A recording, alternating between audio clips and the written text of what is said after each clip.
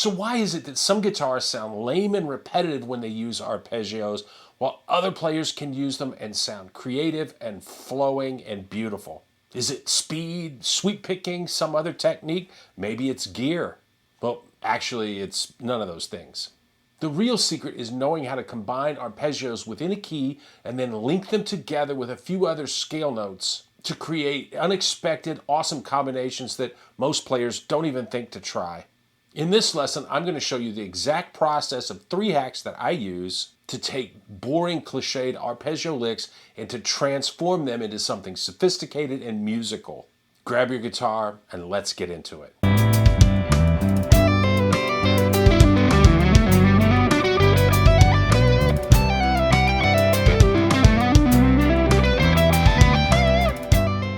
So here's what's happening. Most players outline chords with arpeggios by running an arpeggio shape straight up and down. But even if you do that really fast, it's not just predictable, it's creatively lazy. No tension, no movement, no story. You end up with patterns instead of phrases and licks that sound like exercises, not music. And it doesn't matter how fast you play something if it's boring. There's nothing there to pull the listener's ear forward. But there's some good news. You don't need outside the key tricks to get motion. The shortcut that nobody seems to teach the average player is to borrow other arpeggios that are inside the same key. This gives you fresh notes, built-in voice leading, and instant contours without leaving the key. If you're getting nothing else out of this video, quit playing only the matching arpeggio over a certain chord. So here's hack number 1 in our 3-step system, and it's a really easy way to get used to the idea of arpeggio substitutions or superimposing. In G major, here's the core idea. Over a G major or G major 7 chord, we're going to play an E minor 7 arpeggio. And then over a C major or C major 7th chord, we're going to play an A minor 7th arpeggio. And we can flip it when the chord is minor. Over E minor or E minor 7, play a G major 7th arpeggio. Over A minor or A minor 7 chords, play a C major 7 arpeggio. The reason this works is simple. Playing the relative major 7th or minor 7th arpeggio over a chord puts 3 of the chord tones under your fingers, but it also introduces a color note that isn't in that chord you're soloing over. Let's take a really quick look at the theory behind why this move works. Like I mentioned, we're going to be working in the key of G major today, and we've got the notes G, A, B, C, D, E, F sharp, and we're back to G. To get triads, we start on a note. Let's use G, but we could use any of the notes as the starting point or the root. And we play the 3rd note in that scale from the starting point. We also play the 5th note in the scale from that starting point. So starting with G, that would give us B as the 3rd and D as the 5th. And that is our G major triad. Now we can also start on E, for instance. And the 3rd note we come to in the scale from there is G. And the 5th is B. Now we can build this out even farther. We can add the 7th note in the scale away from the root, and we get 7th arpeggios. The 7th note from G is F sharp.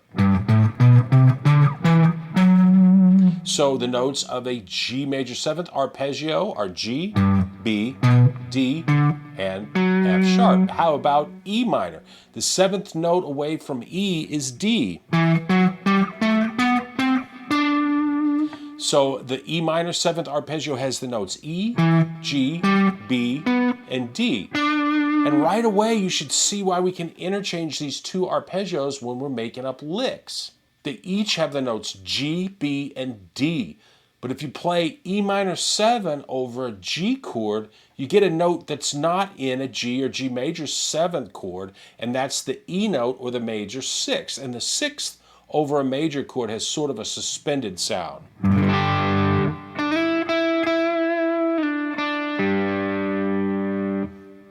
Really cool. And if we play a G major 7th arpeggio over an E minor chord, two things happen. So we get the ninth or an F sharp, and the ninth over a minor chord sounds really haunting and longing.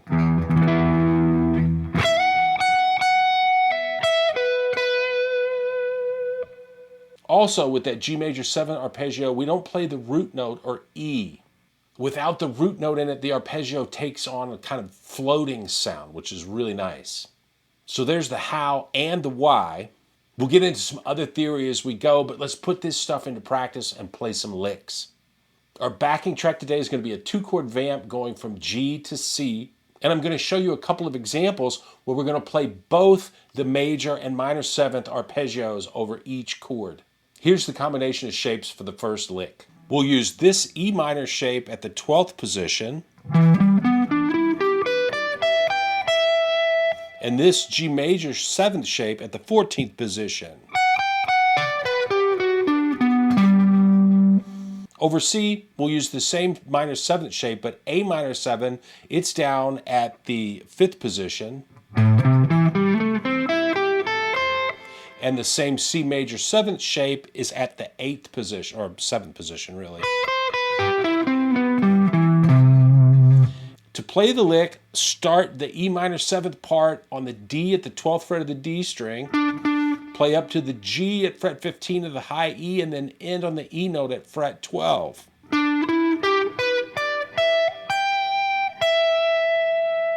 And then to switch to G major 7, we're going to start on the F sharp at fret 14 of the high E and play G, and then descend through that arpeggio shape to the F sharp at the 16th fret of the D string. Putting it all together, it sounds like this.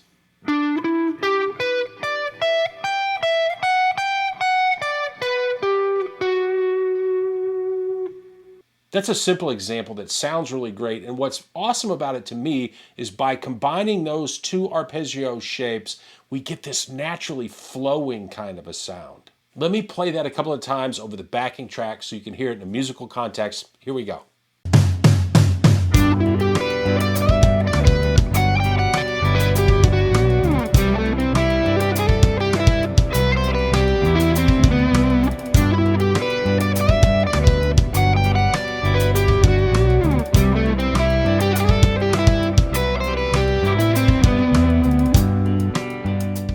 Okay, let's move on to another lick idea. Let's use this common E minor 7th shape at the 7th position. And check out this slick G major 7th shape at the 10th position. For A minor 7 and C major 7, those same shapes would be at the 12th position and the 15th position. We're going to start our E minor 7th pattern on the D at fret 7 of the G string and play up to E at fret 12 of the high E, and then down to B.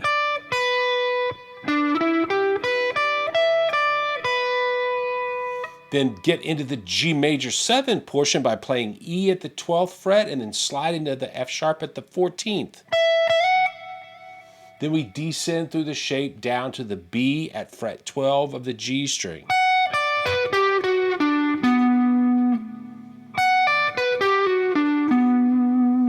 Here's that lick.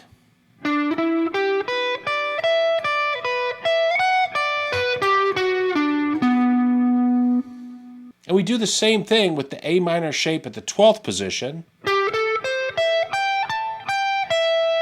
And then we get into the C major 7th portion by sliding A up to at fret 17 up to B, and then descending to the E at the 19th fret of the A string.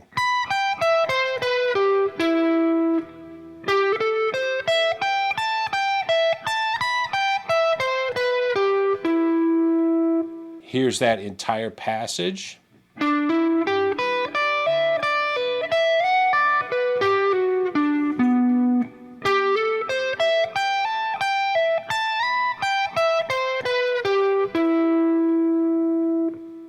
Let's hear that one over our backing track.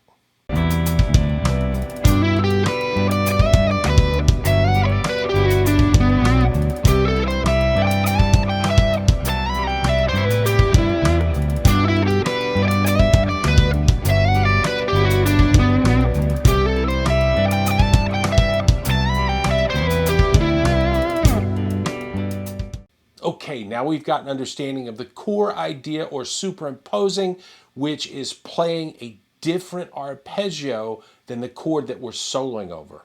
We learned how and why this concept sounds good. And there's also that added bonus of how we can combine ideas and they just flow together into longer licks and passages. Another thing I hope you're realizing, if you're wanting to play really great licks, there's a process for putting them together. Great players don't just sit down and start ripping amazing arpeggio licks one day. At one time in their development, they had to go through this very same process that we're doing today. Hack number 2, we're going to take it one step further and we're going to use other notes from the G major scale. That's going to let us connect and extend the arpeggios that we're playing into even longer, more fluid licks and phrases. It's also going to give you a great perspective on how really good players see and make connections on the fretboard. Hopefully you'll start seeing them too. Let's go back to the major and minor 7th shapes that we played in our first lick example. Starting with the D at fret 12 of the D string, we're going to play up to the D at fret 15 of the B string, that's E minor 7, and go back to the B at fret 12. And here's where we kick things up a notch. We're going to play this scale fragment from G major. C, D, E, F sharp, A, and back to F sharp. Follow that with this scale fragment. G, A, B, A, G, F sharp, G, and A. And then descend the G major 7th arpeggio at the 14th position down to F sharp at fret 16 of the D string. So let's put it together piece by piece. We have the E minor 7th arpeggio, scale fragment 1, scale fragment 2, and then our G major 7th arpeggio. One more time, a little bit smoother.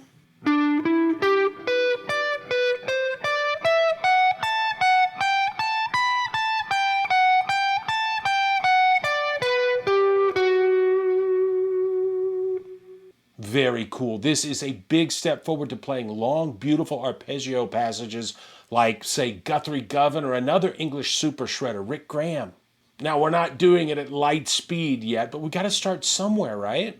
Let me play these licks up to speed over our backing track, and then we'll put together one more lick. Let's go.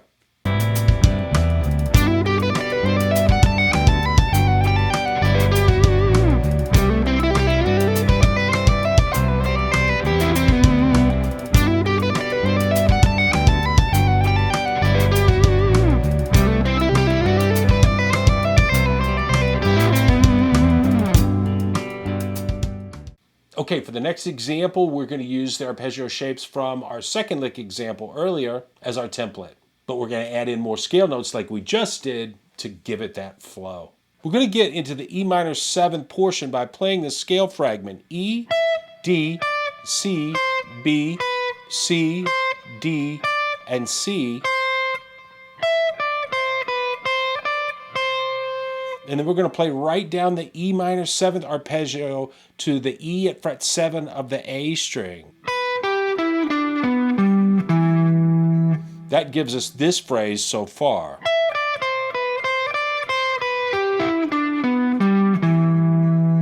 And now we're going to connect to the G major 7th shape of the 10th position with a little position shift to play F sharp and A at frets 9 and 12, and then we're going to get into our G major 7 idea by playing F sharp and sliding into G at fret 10, and we're going to add in the A note at fret 12, and then play through the G major 7th shape up to the D at fret 10 of the high E string. We're going to finish things off with the notes E, F sharp, D, and B at fret 12 of the B string. So here are the pieces slowly. We had our fragment, E minor 7th arpeggio, the connector notes, then G major 7 with the A note added, and then the ending little fragment. One more time, smoothly but slowly.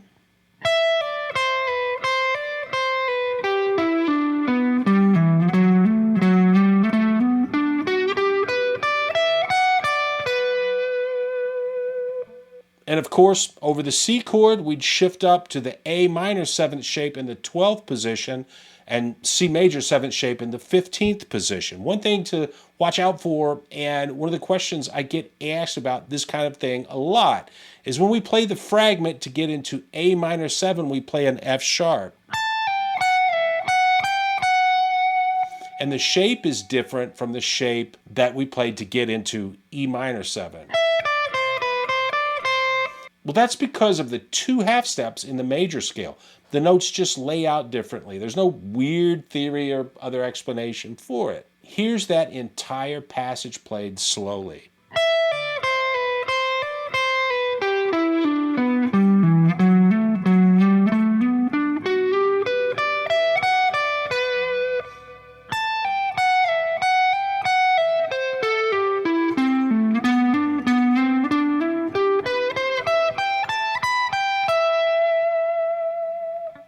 And now, let's do it over the backing track for that musical context. Here we go.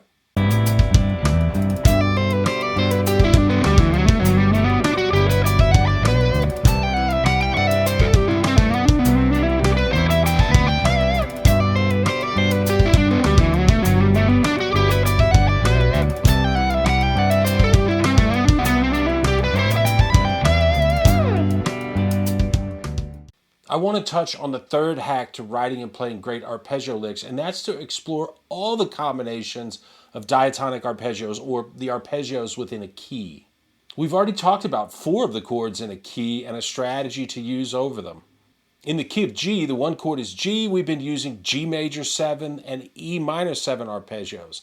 The 4 chord is C, and we used A minor 7 and C major 7 arpeggios. We also said earlier that you can flip these around, so over E minor, or the 6th chord in the key, we can use G major 7 and E minor 7 arpeggios, and over A minor, or the 2 chord in the key, we can use C major 7 and A minor 7 arpeggios. So there's 4 chords in the key taken care of, and we're just scratching the surface. How about another really common chord, the 5 chord, which would be D in the key of G. We can get cool combinations using the 7th arpeggio of the 4 chord, or C major 7 over a D chord. Here's C major 7 played into a D idea.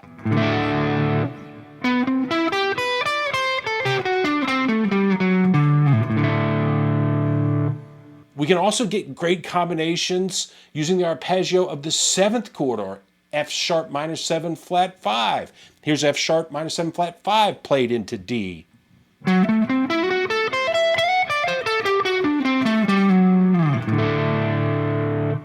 We could also use the 7th arpeggio of the 6th chord, or A minor, playing into that 5 chord of D. Here's A minor 7th played into a D idea.